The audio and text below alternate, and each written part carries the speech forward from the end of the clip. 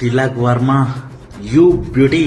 నిజంగా నిన్న జరిగిన పంజాబ్ కింగ్స్ వర్సెస్ ఎంఐ మ్యాచ్లో తెలుగుడి సత్తా ఏంటో చూపించాడు ధర్మశాలలో.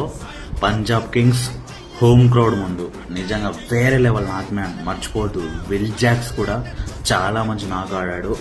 సర్పంచ్ సాబ్ టీంనే వాళ్ళ హోమ్ గ్రౌండ్లోనే వాళ్ళ హోమ్ క్రౌడ్ ముందే సతమతం చేసిందని చెప్పాలి. టెరఫిక్ నాక్, ట్రెమెండస్ నాక్.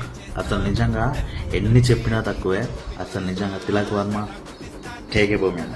ముంబై ఇండియన్స్కి క్వాలిఫికేషన్కి ఛాన్సెస్ లేకున్నా కూడా తిలక్ వర్మ మన తెలుగు టీంకి ఆడకపోయినా కూడా మన తెలుగు టీం ఎస్ఆర్హెచ్ టీంని క్వాలిఫికేషన్ సినారియోకి కొంచెం దగ్గర వేసిననే చెప్పాలి. ఎందుకంటే నిన్న పంజాబ్ గెలుస్తుంటే మన ఎస్ఆర్హెచ్కి కొంచెం క్వాలిఫికేషన్ ఛాన్సెస్ తక్కువ ఉంటుండే బట్ తక్కువ ఉంటుండే. 2 మ్యాచ్లు గెలిచేది ఉంటుండే.